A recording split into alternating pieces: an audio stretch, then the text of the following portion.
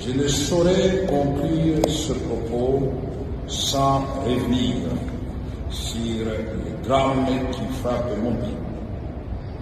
Le 19 novembre de cette année, de ce mois, commence déjà la campagne électorale dans mon pays. Pour les élections présidentielles, législatives nationales, provinciales et municipales qui se tiendront le 20 décembre, c'est-à-dire à la fin de l'année.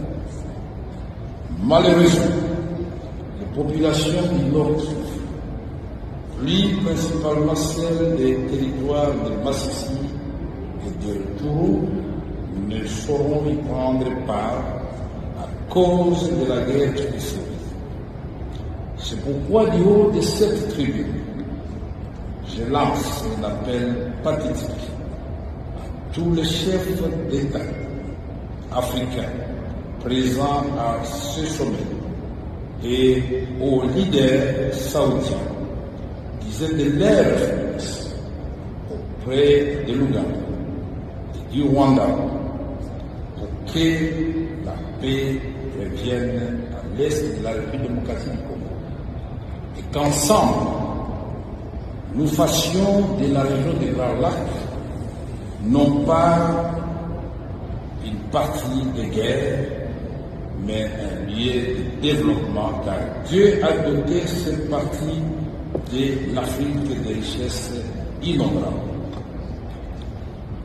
Les populations de Massissi et de Rutshuru qui nous suivent à partir de Yad seront très heureuses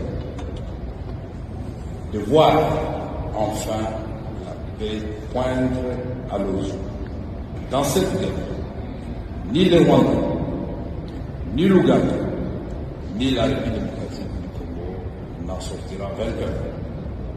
Nous ne compterons que de morts, malheureusement, et c'est ça qui fait reculer l'Afrique.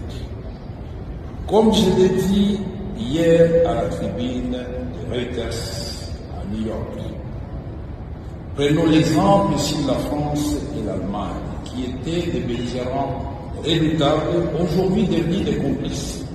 Et on parle maintenant du couple franco-allemand au sein de l'Union européenne qui œuvrent non pas pour rendre la guerre possible, mais pour œuvrer pour le développement de l'Europe. Africains, réveillons-nous et aimons l'Afrique avec la volonté de toutes les parties. C'est possible. L'Afrique ne peut plus continuer à déstabiliser l'Afrique.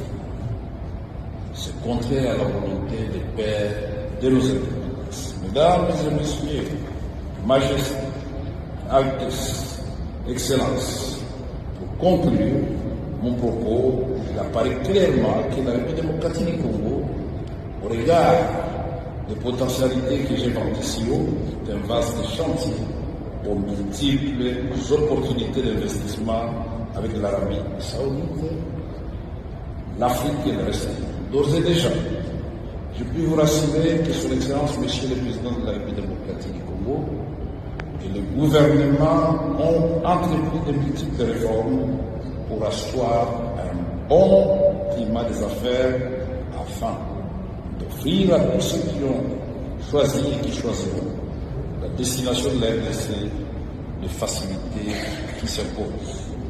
La République démocratique du Congo, pays solution au nommé défi de l'humanité, en appelle au partenariat saoudien avec, à travers l'accord global de coopération signé en février 2021, comme je l'ai dit ici, pour participer au financement de ces investissements afin de contribuer à la réalisation des objectifs de l'émergence que ce sommet s'est fixé. Majesté, Son Altesse, Excellence, je voudrais m'adresser expressément à Son Altesse, le Prince héritier, pour solliciter sa générosité qui a traversé les frontières du royaume de l'Arabie saoudite, solliciter, j'allais dire, son attention envers 6 millions de déplacés internes à la République démocratique du Congo, sans assistance, sans logement,